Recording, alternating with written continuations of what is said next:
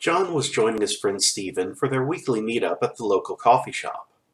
When John arrived, he noticed Stephen had a large bandage around his right hand. Concerned, John asked Stephen what happened. At first, Stephen was hesitant to talk about it, but John was insistent. Stephen said, "Well, John, you know that I've been part of an exclusive coffee club for years. My parents were members, my grandparents were members, most people I knew growing up were members. I was even discouraged from associating with non-members. I believe the only truly good people were members of the club. It seemed really cool, and everyone in the club seemed really nice and happy, and it gave me a strong sense of belonging and security.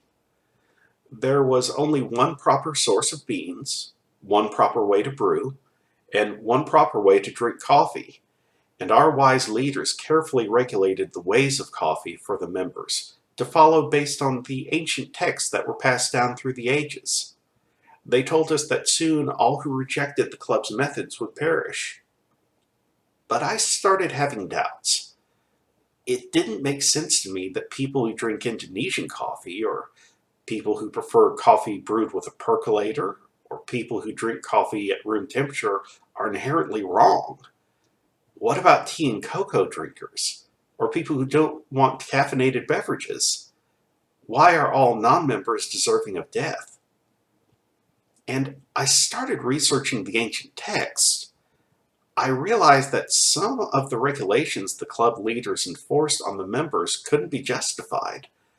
A lot of them were actually just kind of pulled out of thin air.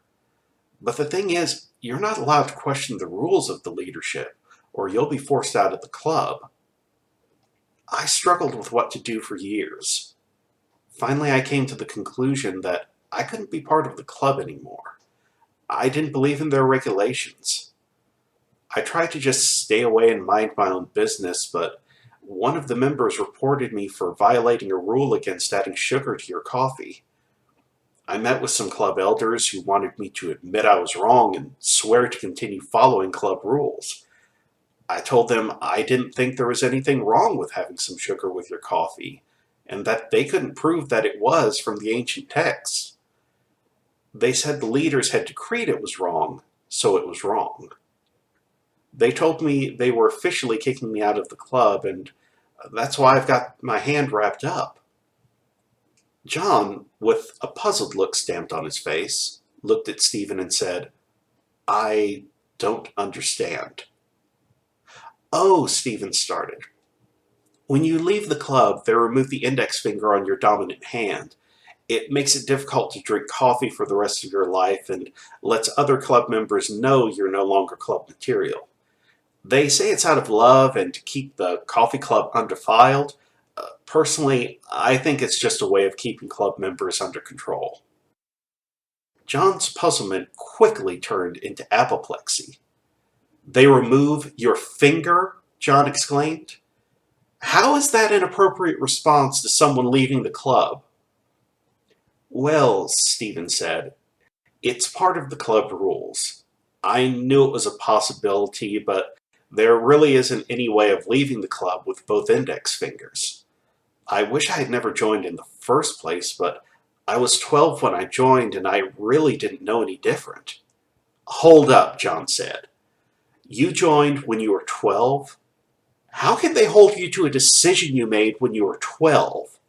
Isn't it illegal to make contracts with minors?" "You'd think so," Stephen said. "But apparently lawmakers consider this a special club, and special clubs don't get held to the same standards as non-special clubs. For instance, if the company you work for was going to remove a finger if you quit, lawmakers would be coming down on them with righteous fury. But you see, companies are not considered special clubs." John felt himself go numb. He reached across the table and patted Stephen on the shoulder. "I'm so sorry this happened to you. I really am." Stephen looked up at John with eyes filled with appreciation. "Thanks, man. I wish it didn't have to be like this, but ultimately, I think I'd rather lose a finger than live a lie the rest of my life." At a nearby table, a fellow patron takes a sip of his coffee, shakes his head, and mutters to himself, "Pfft, ex-coffee club members, always whining."